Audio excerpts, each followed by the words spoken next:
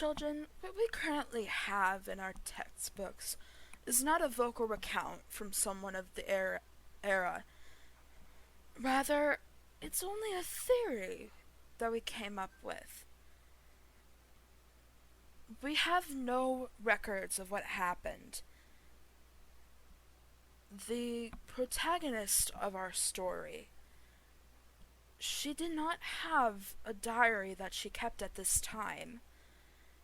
She didn't have a diary she kept before then. Though we have people who are still around from that era. So, we asked them what happened. And this is what we came up with by piecing bits together from their stories.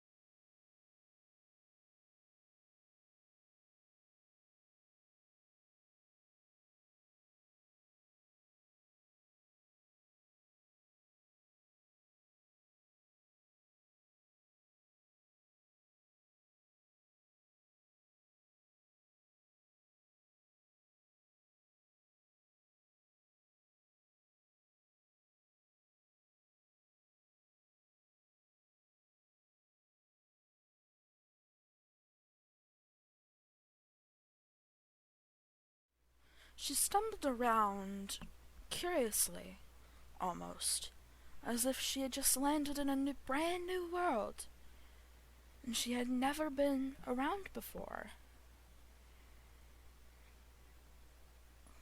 As she raided an abandoned village, she fell and things hit her. However, she didn't seem to mind. Much rather, she learned from this, and instead, she became better.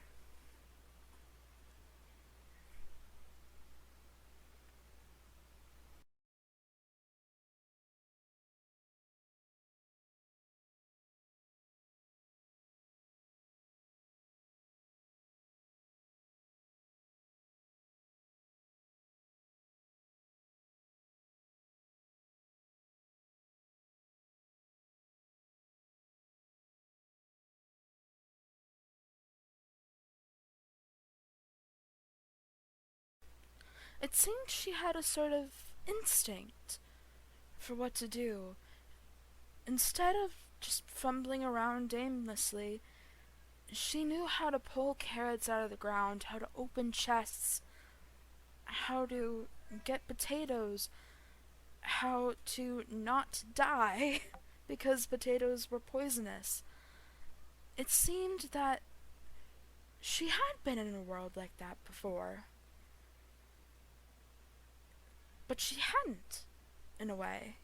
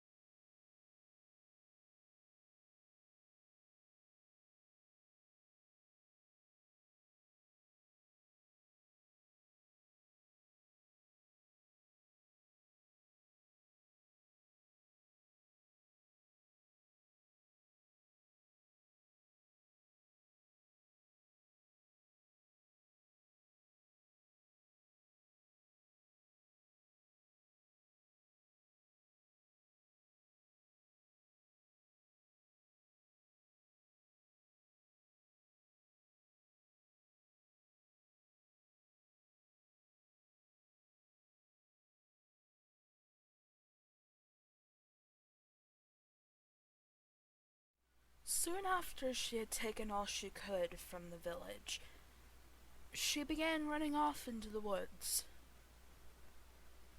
She didn't know where she was going, and she didn't know where she had come from either, other than just an abandoned village.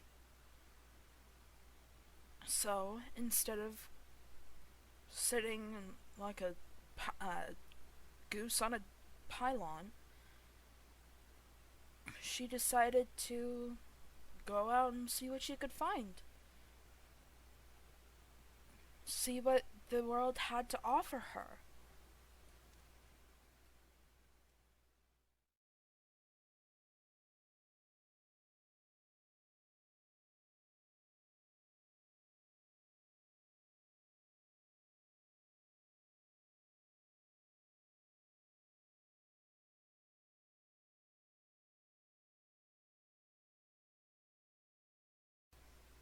Apparently, her fate got just as close as ours do to this day. Because once she climbed that mountain, that very first mountain, she put on a pair of leather boots she had found in the village. Charming.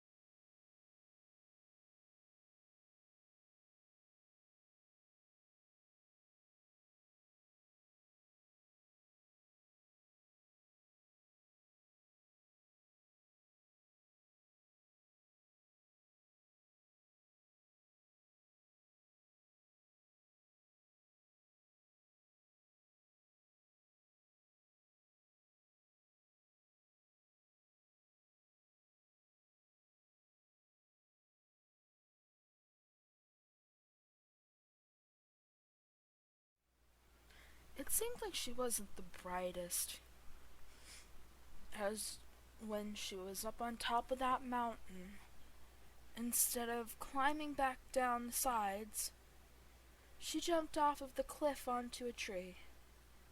Almost died.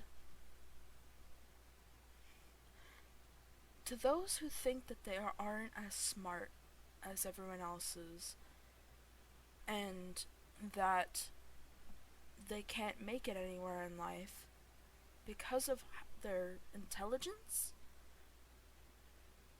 see, there's hope for you too.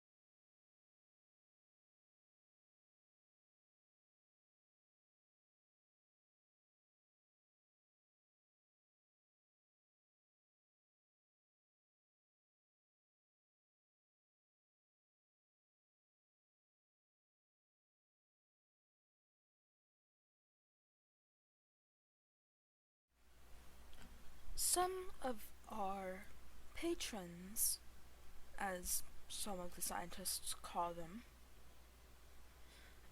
some of our storytellers claim that she wasn't able to see a lot of animals until a bit later on. However, we doubt this.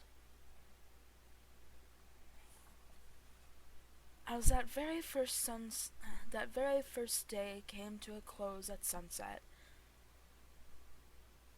she went to sleep and she thought, what if I don't find what I'm looking for? What if I don't ever realize what I'm looking for? But she didn't know what she was looking for, so how could she ever find it, you might ask?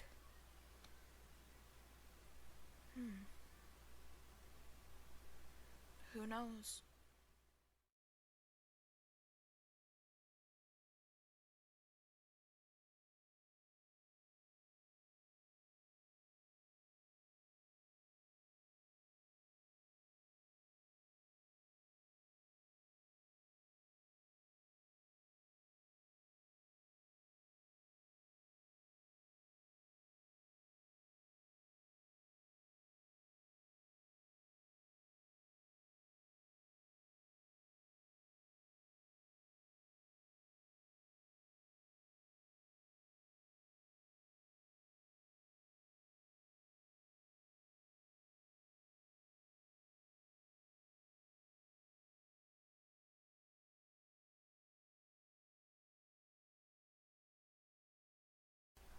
Here's another part of the story where people have claimed that she saw just a shadow rather than an animal. However, we highly doubt this. Again, though this one was a more common thought than the other ones.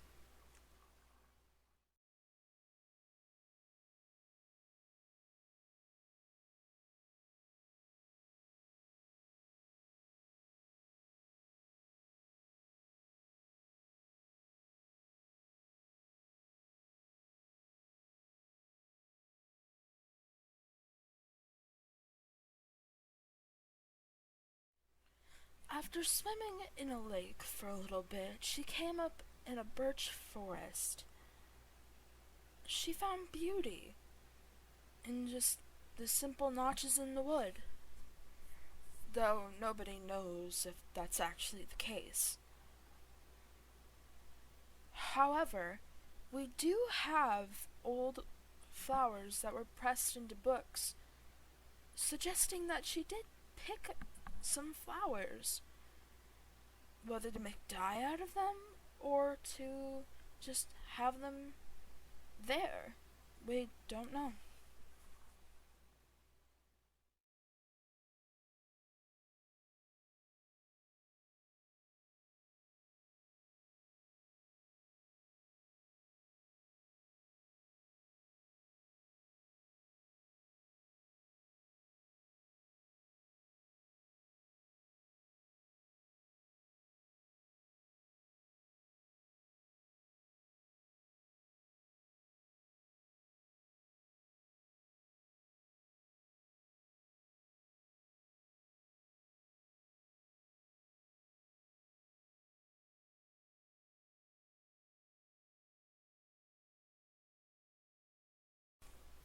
It seems she enjoyed jumping across trees quite a bit, as when we found her body and we investigated a bit, we found that the bones in her legs and presumably the muscles were more dense and developed than the other ones in her body.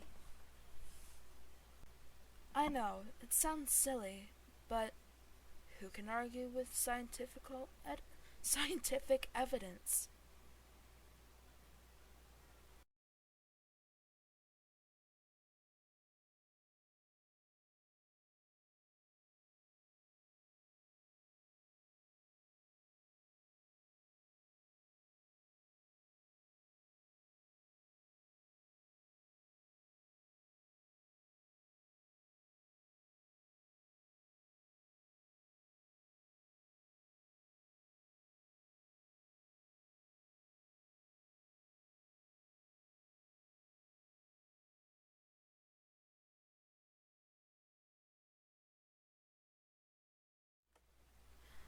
Now, this is another point in the ancient Cara's story that says she may or may not have been seeing invisible animals. However, this one has mixed points of view. Some say it was just a chicken that got trapped under a ledge in the water. Some say that it was just some mystical being that didn't want to be seen. Either way, it's probably just a chicken.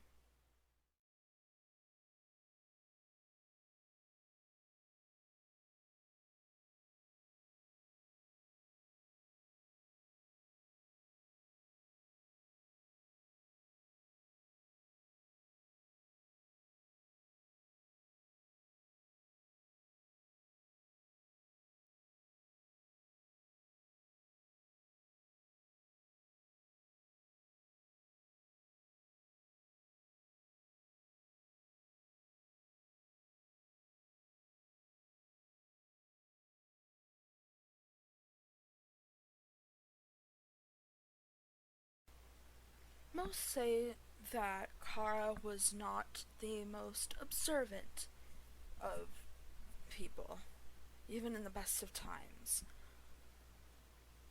Somehow she missed an entire biome, and then when she finally noticed it, she knew that's what she was looking for.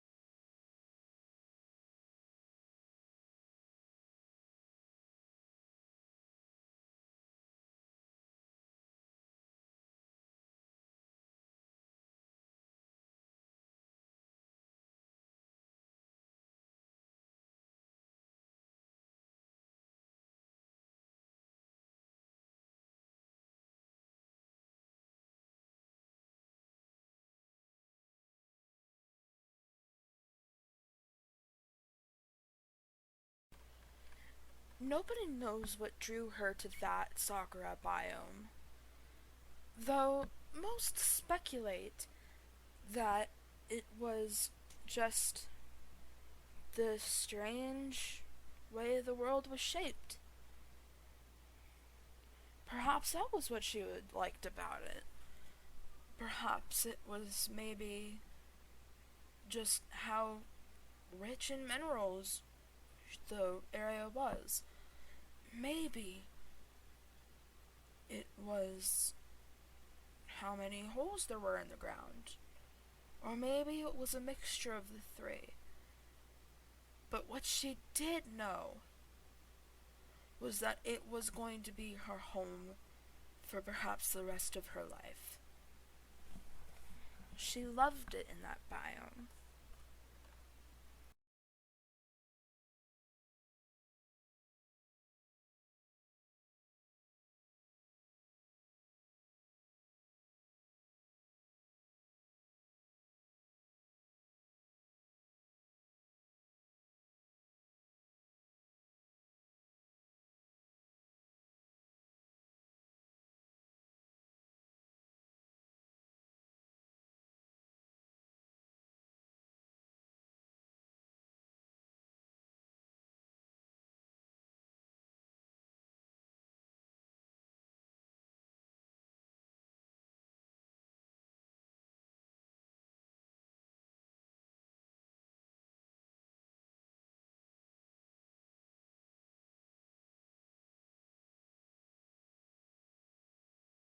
When she destroyed the leaves that day, the very first leaves that she destroyed in that biome, she was a bit befuddled by how they acted. Instead of like an oak tree's leaves, instead of dropping a sapling or apples, it just broke off.